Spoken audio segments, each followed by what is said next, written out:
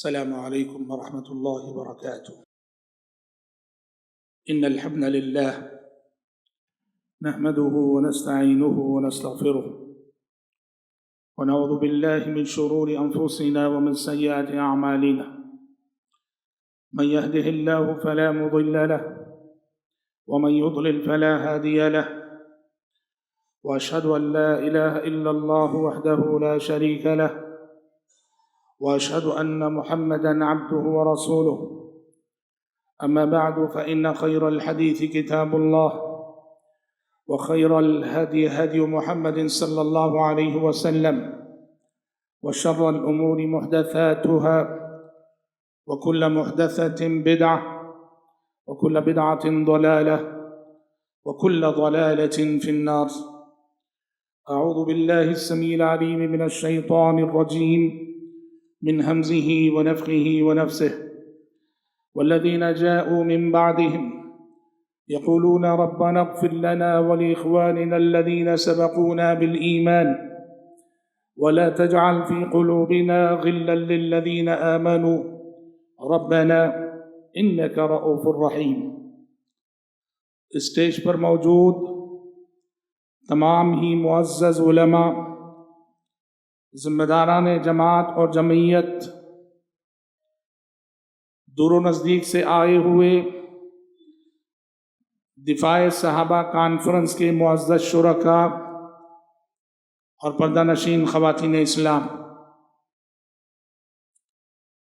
عظمت صحابہ میرا موضوع ہے جس پر مجھے آپ کے سامنے گفتگو کرنی ہے. میں سب سے پہلے IIC کے تمام ہی ذمہ داروں کی خدمت میں مبارکباد پیش کرتا ہوں دفاع صحابہ جیسے اہم عنوان پر اجلاس کے انعقاد پر. دیکھیے، جلسہ اگر فضائل صحابہ اور مناقب صحابہ جیسے موضوع پر منعقد ہوتا ہے تو یہ بڑی خوش آئند بات ہوتی ہے، لیکن اجلاس اگر دفاع صحابہ کے عنوان پہ کرنا پڑے تو یہ بڑے تشویش کی بات ہے. اس لیے کہ دفاع اس وقت ہوتا ہے جب ہجوم ہوتا ہے، ہجوم کے مقابلے میں دفاع ہوتا ہے. دفاع صحابہ کا مطلب یہ ہوا کہ حضرات صحابہ کرام رضوان اللہ علیہم اجمعین پر ہجوم ہو رہا ہے، اور بالکل ہو رہا ہے. اور ایسا نہیں کہ مستشرقین کی جانب سے ہو رہا ہے، اعداء اسلام کی جانب سے ہو رہا ہے. نہیں، ان نام نہاد مدعیان علم کی جانب سے ہو رہا ہے جو ہماری صفوں میں رہ کر میر جعفر اور میر صادق کا کردار ادا کر رہے ہیں. کیا دل نے رسوا تو پھر کس کا شکوہ، کیا دل نے رسوا تو پھر کس کا شکوہ، قیامت ہے اٹھی یہ اپنے ہی گھر سے. سوشل میڈیا پر پچھلے دنوں آپ نے دیکھا ہوگا، سنا ہوگا کہ ملک کے ایک گستاخ مزاج اور قلیل الادب شخص نے امیر معاویہ رضی اللہ عنہ جیسے جلیل القدر صحابی کو متون کرتے ہوئے معاویہ فرعون هذه الامہ جیسی باطل روایات کو صحیح قرار دینے کی سعی نامسعود اس نے کی.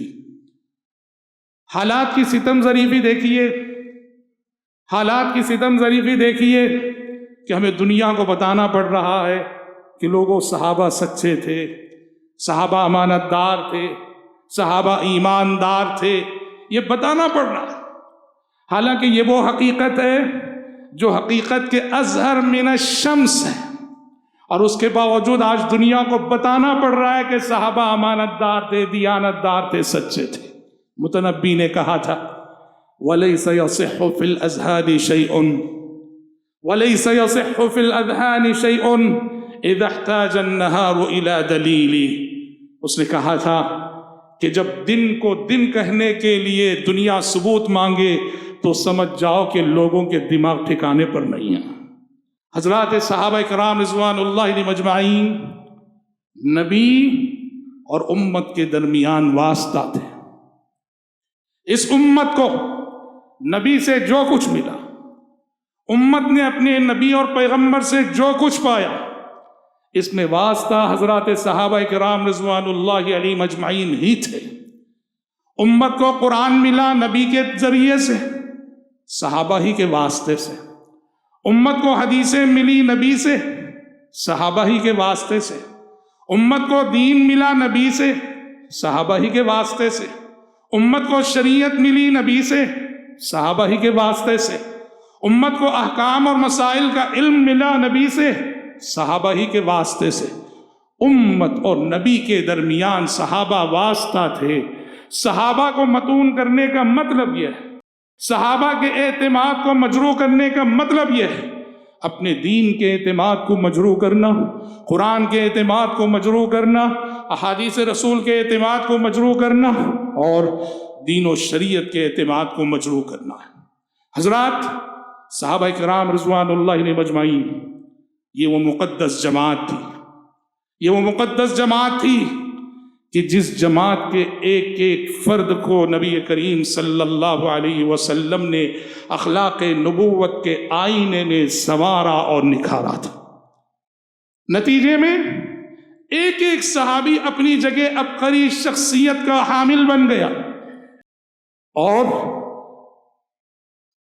ایک دعویٰ ہم کر سکتے ہیں اور یہ کہہ سکتے ہیں، عہد نبوت میں صحابہ کی شکل میں نبی کے زیر قیادت جس قدر عبقری شخصیات جمع ہو گئی تھی، اس دھرتی پر کبھی اس قدر کثیر تعداد میں عبقری شخصیات کا اجتماع نہ ہوا، کبھی نہ ہوا۔ صحابہ کی شکل میں اس زمین میں، سرزمین حجاز میں، مکہ مدینہ میں عبقری شخصیات کا جو اجتماع دیکھا، عبقری شخصیات کی جو جماعت دیکھی، انسانی تاریخ میں کبھی اس قدر کثرت تعداد میں عبقری شخصیات جمع نہ ہوئی تھی۔ خود نہ تھے جو راہ پر اوروں کے ہادی بن گئے، خود نہ تھے جو راہ پر اوروں کے ہادی بن گئے، کیا نظر تھی جس نے مردوں کو مسیحا کر دیا۔ عبقری شخصیات۔ حضرت عمر بن خطاب رضی اللہ عنہ کے زمانے خلافت میں عمر بن عاص رضی اللہ عنہ نے مدد مانگی تھی حضرت عمر سے۔ حضرت عمر بن خطاب رضی اللہ عنہ نے 4 صحابہ کو روانہ کیا عمر بن عاص کے پاس، حضرت زبیر بن عوام، حضرت مقداد بن اسود، حضرت عبادہ بن صامت، حضرت مسلمہ بن مخلد، اور کہا یہ گنتی میں تو 4 ہیں لیکن وزن کے اعتبار سے 4000 ہیں۔ حضرت عمر نے 4 صحابہ کو بھیجتے ہوئے عمر بن العاص کو پیغام دیا، میں گنتی کے اعتبار سے 4 صحابہ کو آپ کے پاس بھیج رہا ہوں، مگر وزن کے اعتبار سے، قیمت کے اعتبار سے یہ 4 نہیں 4000 کے برابر ہے۔ ان میں سے ایک ایک فرد 1000 افراد کے قائم مقام ہے۔ اللہ رب العزت نے اس جماعت کو منتخب کیا تھا اپنے نبی کی صحبت کے لیے، اپنے نبی کی رفاقت کے لیے، اپنے نبی کے دین کی تبلیغ کے لیے، اپنے نبی کی نصرت و تائید کے لیے۔ یہ جماعت اس زمین پر اللہ تبارک و تعالیٰ کا انتخاب تھی۔ عبداللہ بن مسعود رضی اللہ عنہ فرمایا کرتے تھے، من كان مستنا فليستن بمن قد مات فإن الحي لا تؤمن عليه الفتنة أولئك أصحاب محمد صلى الله عليه وسلم كانوا أفضل هذه الأمة أبرها قلوبا وأعمقها علما وأقلها تكلفا اختارهم الله لصحبة نبيه ولإقامة دينه فاعرفوا لهم فضلهم واتبعوهم على أثره۔ ابن مسعود کہا کرتے تھے رضی اللہ عنہ، جن کو پیروی کرنا ہو وہ ان صحابہ کی پیروی کرے جو دنیا سے جا چکے۔ اولئک اصحاب محمد، یہ اصحاب محمد ہیں جو اس امت کا سب سے افضل طبقہ تھے، جو دل کے اعتبار سے سب سے زیادہ نیک تھے، علم کے اعتبار سے سب سے زیادہ گہرے تھے، تکلفات سے بہت دور تھے، اور وہ اس زمین پر اللہ کا انتخاب تھے۔ رب العزت نے ان کا سلیکشن کیا تھا، رب العزت نے ان کو منتخب فرمایا تھا لصحبت نبی ولاقامت دین فاعرفوا لهم فضلهم۔ لہذا ان صحابہ کے مقام اور مرتبے کو جانو، واتبعوهم على اثرهم، اور ان کے نقش قدم پر چلنے کی کوشش کرو۔ حضرات، وفاداری اور جان نثاری کی اگر بات کریں تو واللہ العظیم دنیا کے کسی لیڈر کو، دنیا کے کسی قائد کو، دنیا کے کسی رہنما کو، دنیا کے کسی رہبر کو اپنے متبعین کی ایسی جماعت نہیں ملی، ایسے وفاداروں کی جیسی جماعت کے صحابہ کی شکل میں اللہ نے اپنے نبی محمد الرسول اللہ صلی اللہ علیہ وسلم کو عطا کی۔ دنیا کے کسی لیڈر کو، وہ مذہبی لیڈر ہو، وہ سیاسی لیڈر ہو، وہ سماجی لیڈر ہو، دنیا کے کسی لیڈر کو پوری انسانی تاریخ میں ایسی وفادار اور جانثار جماعت ملی نہیں جیسی جماعت کے محمد عربی صلی اللہ علیہ وسلم کو آپ کے اصحاب کی شکل میں اللہ نے عطا کی۔ کرسچن دانشوران، کرسچن مصنفین تسلیم کرتے ہیں کہ جب حضرت عیسیٰ علیہ السلام ان کے دشمن مارنے کے لیے دوڑا رہے تھے تو عیسیٰ علیہ السلام کے خاص صحابہ جنہیں حواری کہا جاتا ہے، اپنے نبی کو مشکل میں گرفتار دیکھ کر ان کا دست و بازو بننے کے بجائے اپنے نبی کو بے یار و مددگار چھوڑ کر سارے حواری بھاگ کھڑے ہوئے، عیسیٰ علیہ السلام کی مدد کو سامنے نہ آئے۔ اور سیرت محمدی پڑھیے گا، ایک نہیں، 10 نہیں، سینکڑوں واقعات آپ کو ملیں گے۔ حضرات صحابہ کرام رضوان اللہ علیہم اجمعین، کیا بچے، کیا جوان، کیا بوڑھے، کیا مرد، کیا عورتیں، کیا آزاد اور کیا غلام، سبھی نبی کریم صلی اللہ علیہ وسلم کی حفاظت اور آپ کی جانب سے دفاع کرنے کے لیے جان نثاری کے کیسے نمونے پیش کرتے تھے۔ سفر ہجرت میں ابو بکر صدیق رضی اللہ عنہ آپ صلی اللہ علیہ وسلم کے ساتھ چل رہے تھے۔ ابو بکر کبھی آگے جا رہے ہیں، پھر تھوڑی دیر پیچھے چلتے ہیں، پھر تھوڑی دیر آگے چلتے ہیں۔ پیارے نبی نے دیکھا ابو بکر کبھی آگے چل رہے ہیں، پھر تھوڑی دیر بعد پیچھے آتے ہیں اور آپ کے پیچھے چل رہے ہیں۔ پیارے نبی نے پوچھا ابو بکر ماجرا کیا ہے؟ کبھی میرے آگے آگے چلتے ہو اور کبھی پیچھے ہو جاتے ہو اور پیچھے پیچھے چلتے ہو۔ ابو بکر نے کہا اللہ کے نبی پرخطر سفر ہے، میں جب آگے چلتا ہوں یہ سوچ کے چلتا ہوں کہ ہو سکتا ہے کوئی دشمن گھات میں بیٹھا ہوا ہو اور وہ ہو سکتا ہے کہ آپ پہ حملہ کر دے۔ اگر واقعی اس طرح کا کوئی موہوم خطرہ آئے تو میں آگے آگے چلتا ہوں تاکہ خطرہ آئے تو میری ذات پر آئے، آپ محفوظ رہیں۔ اور جب میں آگے چل رہا ہوتا ہوں اچانک میرے دل میں خیال آتا ہے کہ کہیں دشمن آپ پر پیچھے سے حملہ نہ کر دے۔ یہ خیال جب آتا ہے تو پیچھے ہو جاتا ہوں کہ خطرہ آئے تو مجھ پر آئے۔ یہ ایک نہیں، سیرت پڑھیے گا، دسیوں سینکڑوں واقعات آپ کو جانثاری کے اور فدائیت کے ملیں۔ کہنا یہ کہ جیسے وفادار، جیسے جانثار ساتھی صحابہ کی شکل میں اللہ نے نبی کریم صلی اللہ علیہ وسلم کو عطا کیے، دنیا کے کسی قائد، رہنما اور لیڈر کو ایسے ساتھی نصیب نہ ہو سکے۔ اور حضرات صحابہ کرام رضوان اللہ علیہم اجمعین کی عظمت کا یہ پہلو بھی خاص طور پہ ملاحظہ کیجئے گا۔ حدیث میں آتا ہے جنتی جب جنت میں چلے جائیں گے اللہ کہے گا یا اہل الجنہ، اے جنتیو، سارے جنتی کہیں گے لبیک یا ربی وسعدیک، پروردگارا حاضر ہے حاضر ہے۔ اللہ کہے گا ہل رضیتم، ہل رضیتم، اے میرے جنتی بندو بتاؤ مطمئن ہو، خوش ہو۔ جنتی کہیں گے وما لنا لا نرضى وقد اعطيتنا ما لم تعطه احدا من خلقك، اے اللہ ہم کیوں نہ مطمئن رہیں، کیوں نہ راضی رہیں کہ تو نے ہمیں وہ نعمتیں عطا کی ہیں جو اپنی مخلوقات میں سے کسی کو نہیں دی۔ اللہ کہے گا انا اعطيكم افضل من ذلك، اے جنتیوں ایک اور چیز میں تمہیں دینے جا رہا ہوں جو ابھی تک تمہیں حاصل نہیں ہے۔ جنتی کہیں گے وَأَيُّ شَيْءٍ أَفْضَلُ مِنْ ذَلِكَ، اے اللہ جنت کی ہر نعمت ہمیں ملی ہوئی ہے، ہر خوشی ملی ہوئی ہے، ہر مسرت ملی ہوئی ہے، اس سے بڑی نعمت کیا ہو سکتی ہے؟ اللہ کہے گا احل علیکم رضوانی فلا اسخط بعدہ ابدا. جنتیوں وہ نعمت یہ ہے کہ میں تمہیں اپنی رضامندی کی بشارت سنا رہا ہوں کہ ہمیشہ میں تم سے راضی رہوں گا اور کبھی تمہیں میری ناراضگی کا سامنا نہیں کرنا پڑے گا.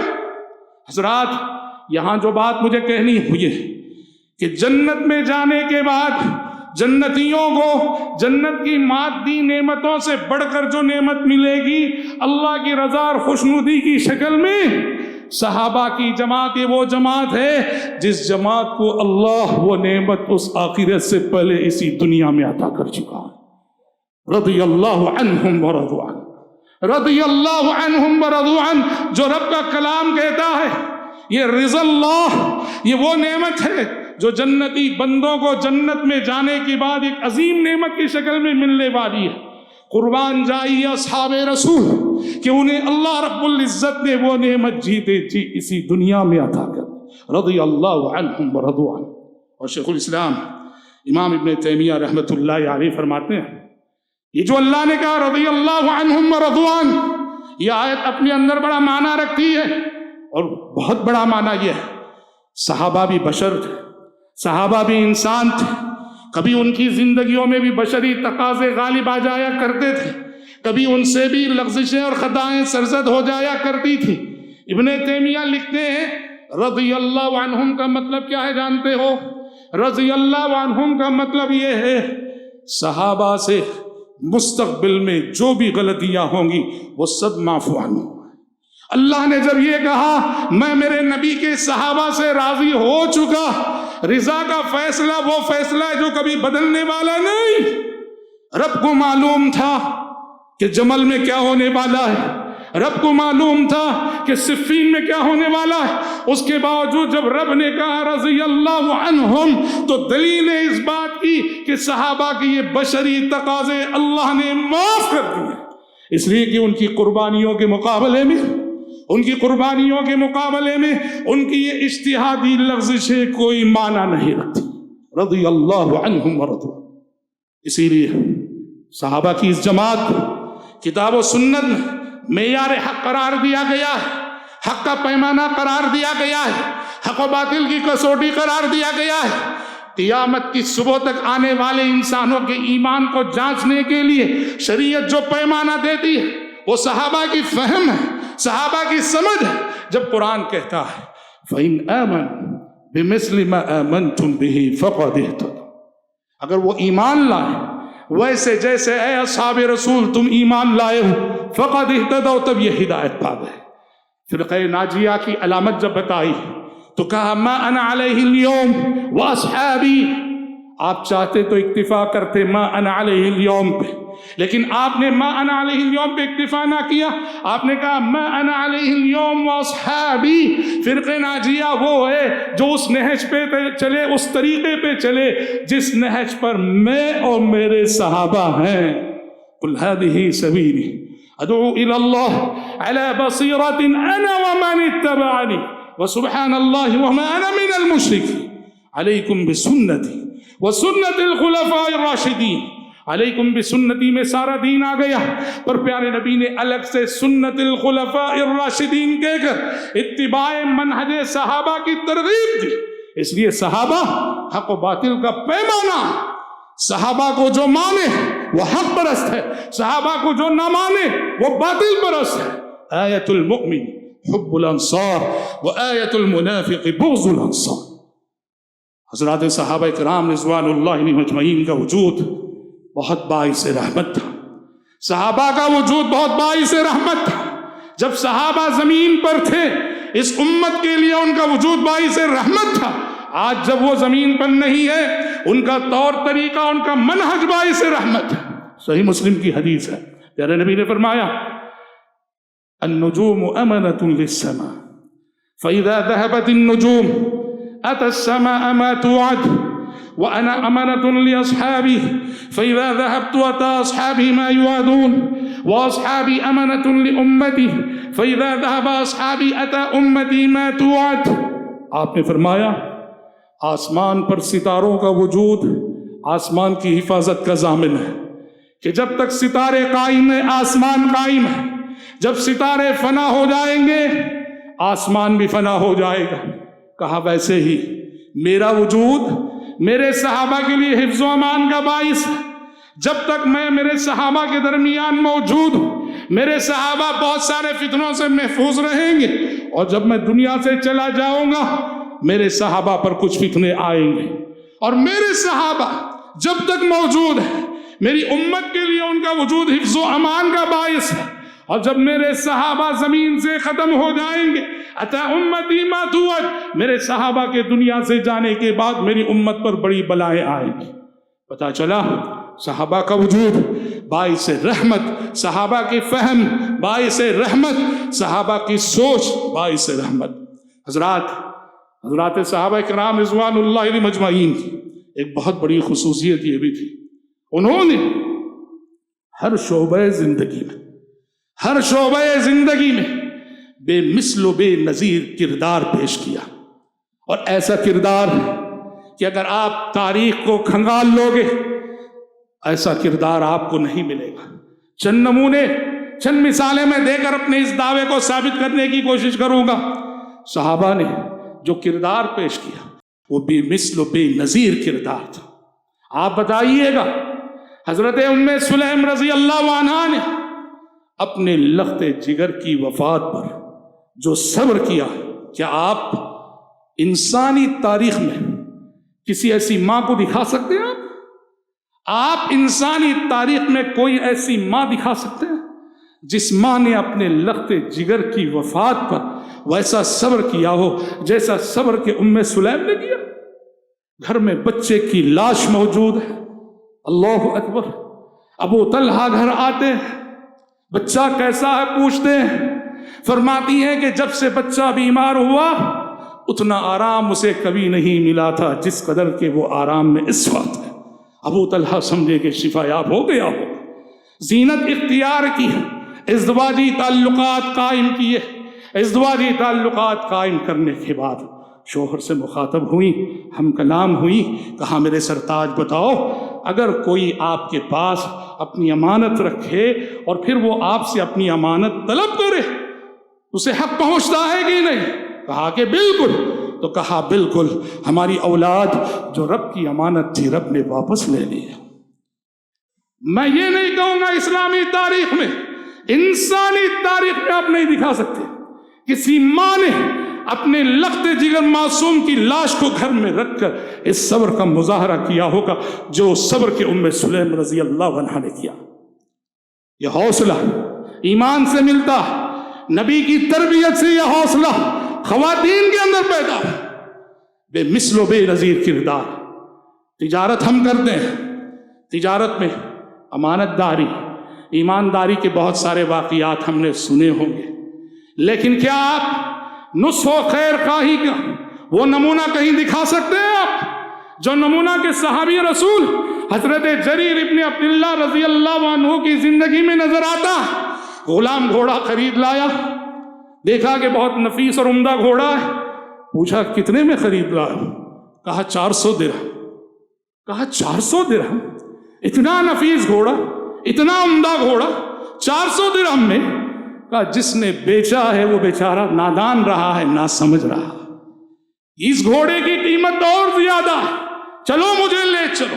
بازار گئے اور بازار جا کے ڈھونڈا اس کو اور اس سے ملاقات کی، کہا اللہ کے بندے اتنا نفیس گھوڑا، اتنا عمدہ گھوڑا 400 درہم میں تو نے بیچ دیا ہے، اس گھوڑے کا حق تو یہ ہے 800 درہم میں تم اس کو بیچتے، لو مزید 400 درہم۔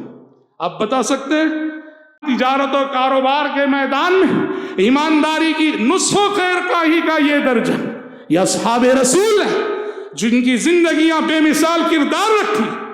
عدالت کے بہت سارے مقدمے آپ نے دیکھے ہوں گے، عدالت کے بہت سارے مقدموں کی کارروائیاں ہم نے سنی ہوں گی۔ ہمیشہ مقدموں میں کیا ہوتا ہے، ہر فریق حق کو لے کر کہتا ہے یہ میرا ہے، وہ کہتا ہے کہ میرا ہے۔ عدالتوں میں ہمیشہ لڑائی یہی ہوتی ہے، ہر فریق کہتا ہے کہ یہ میرا ہے، وہ کہتا ہے کہ میرا ہے۔ کیا آپ نے کوئی مقدمہ ایسا بھی دیکھا ہے کہ جہاں دونوں فریق یہ کہہ کے لڑ رہے ہو یہ حق تمہارا ہے، وہ کہہ رہا ہو کہ تمہارا ہے، آئیے عدالت نبوی میں یہ مقدمہ آپ کو ملے گا۔ دو صحابہ آئے اللہ کے نبی کے پاس، مسئلہ تھا زمین، یہ کہہ رہے تھے کہ وہ زمین میری، وہ کہہ رہے تھے کہ زمین میری، دونوں یہ سمجھ رہے تھے کہ زمین میری، وہ سمجھ رہے تھے کہ نہیں زمین میری۔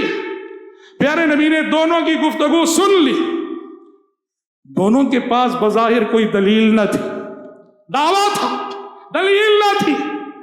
پیارے نبی نے فیصلہ سنانے سے پہلے ایک بات کہی، کہا کہ سنو، پہلے سن لو۔ کہا کہ دیکھو میں دونوں کی بات سنوں گا، دونوں کی گفتگو سن کر میں فیصلہ کروں گا۔ ہو سکتا ہے کہ جو حقدار ہے وہ منہ مرا ہو، اسے اپنے دعوے کو پیش کرنے کا سلیقہ نہ آتا ہو، اور جس کا حق نہیں ہے وہ چرب زبان ہو اور وہ دعوے کو اپنے یوں پیش کرے کہ مجھے لگتا ہے کہ یہ زمین اسی کی ہے۔ آپ نے کہا اگر میں یہ زمین اس کی چرب زبانی کی وجہ سے مجھے لگے کہ وہ زمین اس کی ہے اور اس کے حق میں فیصلہ دے دوں اور وہ زمین اس کی نہ ہو تو اسے میں زمین نہیں جہنم کا ٹکڑا دے رہا ہوں۔ یہ سننے کی دیر تھی۔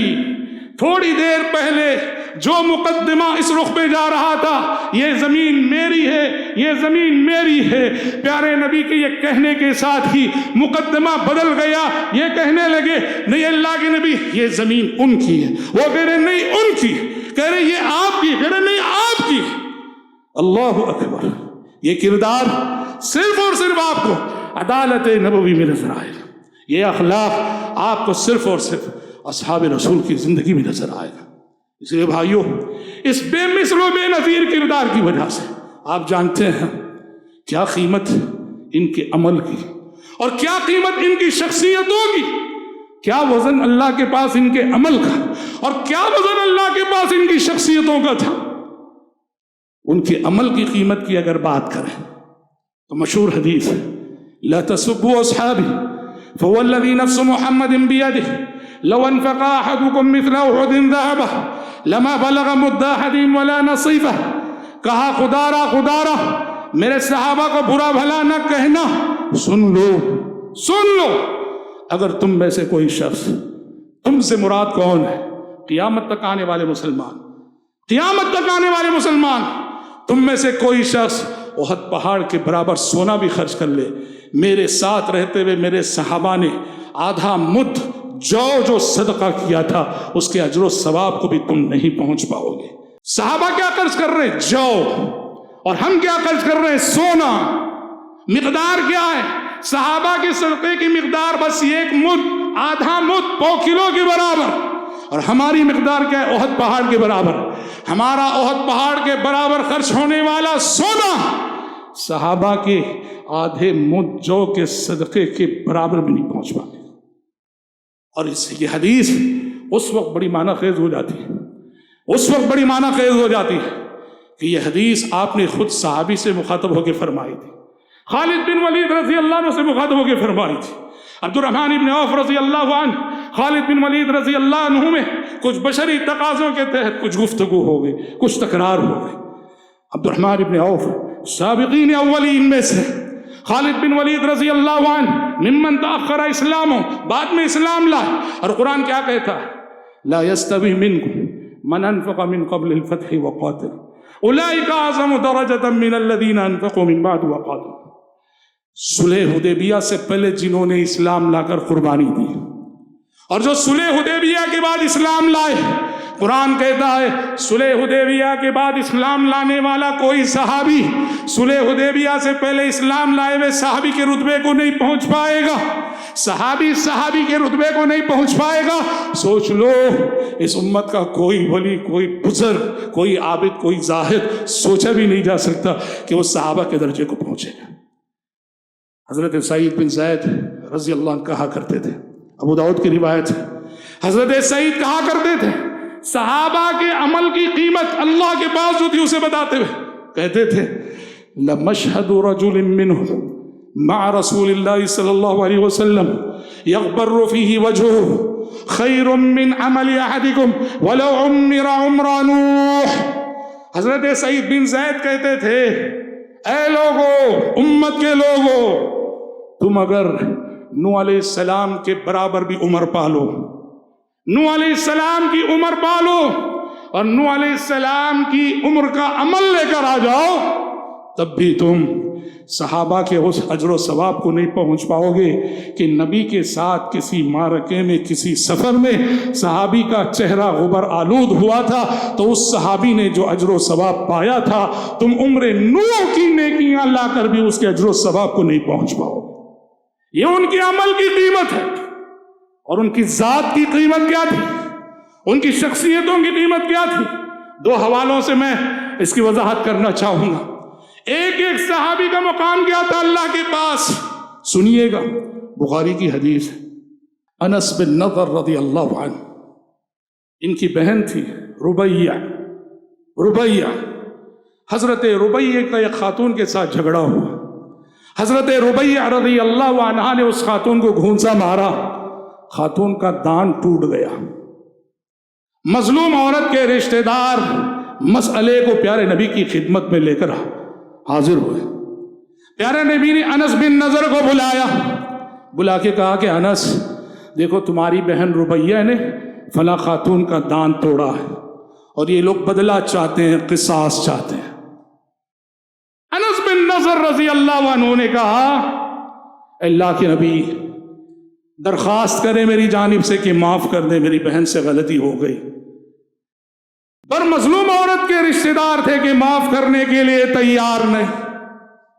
حضرت انس نے کہا اللہ کے نبی دیت لے کے معاف کر دیں. ایک دانت کی دیت 5 اونٹ. انسان کتنا قیمتی ہے اسلام کے نزدیک. ایک دانت کی دیت 5 اونٹ. کہا دیت لے لیں اور معاف کر دیں. مظلوم عورت کے رشتہ دار مصر رہے نہیں، ہمیں قصاص ہی چاہیے، ہمیں بدلہ ہی چاہیے. پیارے نبی نے کہا کتاب اللہ القصاص یا انس. یا رسول اللہ تکسر سنیت الربیہ. جب وہ مصر رہے اس طرح قصاص پر، بدلے پر، حضرت انس نے کہا اللہ کے نبی کیا میری بہن ربیہ کا دانت توڑا جائے گا کیا؟ آپ نے کہا کتاب اللہ القصاص یا انس. انس، اللہ کی کتاب کا حکم ہے قصاص. سورہ مائدہ میں اللہ نے کیا کہا وَكَتَبْنَا عَلَيْهِمْ فِيهَا أَنَّ النَّفْسَ بِالنَّفْسِ وَالْعَيْنَ بِالْعَيْنِ وَالْأَنْفَ بِالْأَنْفِ وَالْأُذُنَ بِالْأُذُنِ وَالسِّنَّ بِالسِّنِّ وَالْجُرُوحَ قِصَاص. کہا کتاب اللہ القصاص. انس، اللہ کی کتاب کا حکم قصاص کا ہے. حضرت انس جو بہن کی محبت کی جذبات سے مغلوب ہو چکے تھے، انہوں نے کہا لا والذی بعثک بالحق لا تکسر ثنیۃ ربیہ. کہا نہیں اللہ کے نبی، نہیں، قسم ہے اس ذات کی جس نے آپ کو پیغام حق کے ساتھ بھیجا ہے، آج میری بہن ربیہ کا دانت نہیں توڑا جائے گا. سنت رسول کی مخالفت کی بات نہیں ہو رہی یہاں. بہن کی محبت کی جذبات سے مغلوب ہو گئے تھے. کہا نہیں اللہ کے نبی، آج میری بہن ربیہ کا دانت نہیں ٹوٹے گا. ادھر انہوں نے قسم کھائی اور ادھر مظلوم عورت کے رشتہ داروں نے کہا اللہ کے نبی ہم نے معاف کر دیا، اللہ کے نبی ہم نے انہیں معاف کر دیا. پیارے نبی نے فوراً کہا ان من عباد اللہ من لو اقسم علی اللہ لا برہ. اس زمین پر اللہ کے کچھ بندے ایسے ہوتے ہیں کہ اللہ کے نزدیک ان کی وہ قیمت ہوتی ہے، کسی بھی بات میں وہ قسم کھا لے اللہ معاملے کو ویسے کر دکھاتا ہے جیسے انہوں نے قسم کھائی. اللہ اکبر. برا بن مالک، یہ بھی ایک ایسی صحابی تھی. حضرت برا بن مالک عہد خلافت راشدہ کی فتوحات میں مسلمان شکست سے قریب ہو رہے ہوتے، دشمن غالب آ رہا ہوتا، صحابہ فوراً برا بن مالک کو ڈھونڈتے اور کہتے کہ برا قسم کھاؤ کہ آج ہم جیت کر رہیں گے. حضرت برا بن مالک قسم کھاتے کہ واللہ آج ہم جیتیں گے. ان کے قسم کھانے کے بعد لڑائی کا پلڑا جو ہے دوسری طرف، مسلمان جو شکست سے قریب ہو چکے تھے فتح یاب ہو جاتے تھے. یہ ان بندوں کی قیمت تھی اللہ کے پاس. ام المومنین عائشہ صدیقہ رضی اللہ عنہ، قرآن مجید میں حادثہ افک جو مذکور ہے، جہاں منافقین نے آبروئے رسالت پہ ڈاکہ ڈالنے کی کوشش کی تھی، ام المومنین عائشہ صدیقہ رضی اللہ عنہ پر وہ تہمت لگائی تھی جو کسی بھی پاک دامن خاتون کے لیے بڑی سی بڑی تہمت ہوتی ہے۔ قرآن مجید جب اس واقعے کی تفصیلات بیان کرتے ہوئے معاشرے کی تربیت کر رہا ہوتا ہے، وہاں اللہ نے ایک بات کہی، اللہ نے کہا وَلَوْلَا إِذْ سَمِعْتُمُوهُ قُلْتُمْ مَا يَكُونُ لَنَا أَن نَّتَكَلَّمَ بِهَذَا سُبْحَانَكَ هَذَا بُهْتَانٌ عَظِيمٌ۔ قرآن نے کہا ایسا کیوں نہ ہوا جب تم نے یہ افواہیں سنی، مدینے والوں سے مخاطب ہو کے قرآن کہتا ہے جب تم نے یہ افواہیں سنی تو تم سب کہے ہوتے ما یکون لنا ان نتکلم بہذا، اس موضوع میں بات کرنا ہمیں زیب نہیں دیتا، اور تم نے کیوں نہ یہ کہا سبحانک، اے اللہ تیری ذات پاک ہے۔ یہ بڑا بہتان ہے۔ قرآن کہہ رہا ہے کہ تم کہے ہوتے جب اپنی ماں پر یہ تہمت لگتے دیکھے، تم نے یہ کیوں نہیں کہا سبحانک، اے اللہ تیری ذات پاک ہے، یہ بہتان عظیم ہے۔ یہاں ایک نقطہ ملاحظہ کیجیے، کہنا کیا چاہیے، کس کی طہارت کی بات کی جا رہی ہے، کس کے اخلاق و کردار کی پاکیزگی کی بات کی جا رہی ہے؟ ام المومنین کی اخلاق کی طہارت کی بات کی جا رہی ہے۔ کہنا تو یہ چاہیے تھا کہ ام المومنین پاک ہے، ام المومنین پاک ہیں اور یہ بہتان عظیم ہے، یہ کہنا چاہیے تھا، لیکن قرآن نے کہا سبحانک، اے مسلمانوں تم یہ کہتے ہیں اللہ تو پاک ہے۔ اس اسلوب سے قرآن یہ بتانا چاہتا ہے ام المومنین پہ تہمت لگانا اللہ پر تہمت لگانے کے برابر ہے، کہ اللہ نے اپنے نبی کے لیے نعوذ باللہ ایسی بد کردار عورت کا انتخاب کیا تھا، یہ منافقین، اس لیے سبحانک، اے اللہ تیری ذات پاک ہے، ھذا بہتان عظیم، یہ بڑا بہتان ہے۔ حضرات کتاب و سنت کا مطالعہ ہم کریں، سیرت کا مطالعہ ہم کریں، حضرات صحابہ کرام رضوان اللہ علیہم اجمعین کے اخلاق و کردار کے اور ان کی عظمت کے واقعات اس قدر کثرت سے ہیں۔ یہ عمومی گفتگو تھی، اگر ہم کبار صحابہ پر آئیں اور واللہ العظیم ایک ایک صحابی کو لے کر گفتگو کریں، ابو بکر صدیق، عمر فاروق، عثمان رضی اللہ عنہم اجمعین، علی بن ابی طالب، کبار صحابہ، اگر ان کی ایک ایک شخصیت کو لے کر ان کی زندگی میں عظمت کے جو پہلو نظر آتے ہیں ان پر اگر گفتگو ہو، ہماری زبانیں بے بس ہو جائیں گی، ہمارے قلم تھک جائیں گے۔ عمر بن خطاب رضی اللہ عنہ کہا کرتے تھے کہ واللہ ابو بکر صدیق کے ایمان کو ترازو کے ایک پلڑے میں رکھ دیا جائے اور پوری امت کے ایمان کو ترازو کے دوسرے پلڑے میں رکھ دیا جائے، ابو بکر صدیق کا پلڑا بھاری ہو جائے گا اور امت کا پلڑا ہلکا ہو جائے گا۔ ما فضلهم ابو بکر بکثرت صلاۃ ولا صیام ولکنہ فضلهم بشیء وقر فی القلب۔ ابو بکر صدیق کی فضیلت اس لیے ہے کہ ابو بکر صدیق کے دل میں جس کوالٹی کا ایمان تھا، اس کوالٹی کا ایمان اس امت میں نبی کے بعد کسی اور دل میں نہیں پایا گیا، نہیں دیکھا گیا، رضی اللہ عنہ اجمعین۔ الغرض کہنا یہ ہے صحابہ کی جماعت یہ وہ مقدس جماعت ہے کہ جس میں سے ایک ایک کے کردار پر تھکا دینے والی بحث کرنے کے باوجود ہمیں یہ اعتراف کرنا پڑتا ہے کہ ورق تمام ہوا اور مدح باقی ہے، ورق تمام ہوا اور مدح باقی ہے، سفینہ چاہیے اس بحر بے کرام کے لیے۔ جس آیت سے میں نے گفتگو شروع کی اسی آیت پہ اپنی گفتگو ختم کروں گا۔ اللہ نے انصار اور مہاجرین کا تذکرہ کرنے کے بعد کہا بعد میں آنے والوں کی ذمہ داری کیا ہے؟ والذین جاءوا من بعدہ، انصار اور مہاجرین کے بعد جو لوگ آئے وہ دعا کرتے ہیں ربنا اغفر لنا ولإخواننا الذين سبقونا بالإيمان ولا تجعل في قلوبنا غلا للذين آمنوا ربنا إنك رؤوف رحيم۔ اپنے دلوں کو صحابہ کے سلسلے میں صاف رکھیں، پاک صاف رکھیں، نہ صرف صاف رکھیں، اپنے دلوں کو صحابہ کی محبت سے معمور کر دو، اور جس طرح اپنے بچوں کو، نئی نسلوں کو نماز روزہ زکوٰۃ کا سبق پڑھاتے ہو، بچپن ہی سے حضرات صحابہ کرام کی محبت کا سبق بھی بچپن ہی سے پڑھاؤ، کہ فتنوں کے زمانے میں ہم جی رہے جہاں حضرات صحابہ کرام کے تقدس کو قدم قدم پہ پامال کیا جا رہا ہے۔ رب العزت سے دعا ہے کہ اللہ تعالیٰ مجھ کہنے والے کو اور آپ سبھی سننے والوں کو اس پرفتن دور میں دفاع صحابہ کے حوالے سے ہمارا جو فرض بنتا ہے، ہماری جو ذمہ داریاں بنتی ہیں، رب العزت ان ذمہ داریوں کو احسن طریقے سے ادا کرنے کی توفیق عطا فرمائے، اللہم آمین۔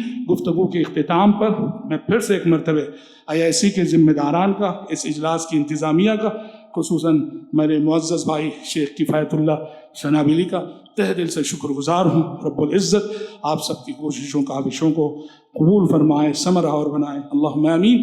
وصلی اللہ وسلم علی خیر خلقہ محمد وآلہ وصحبہ اجمعین، والسلام علیکم ورحمۃ اللہ وبرکاتہ۔ ایسے ہی فائدہ مند اسلامک ویڈیوز دیکھنے اور منہج سلف پر کتاب و سنت کی تعلیمات کو عام کرنے میں ہمارا تعاون کریں، تاکہ آپ کے لیے ذریعہ نجات، جنت کے حصول کا سبب، ساتھ ہی مال میں برکت و اضافے کا ذریعہ بھی بنے۔ آمین۔ جزاک اللہ خیرن۔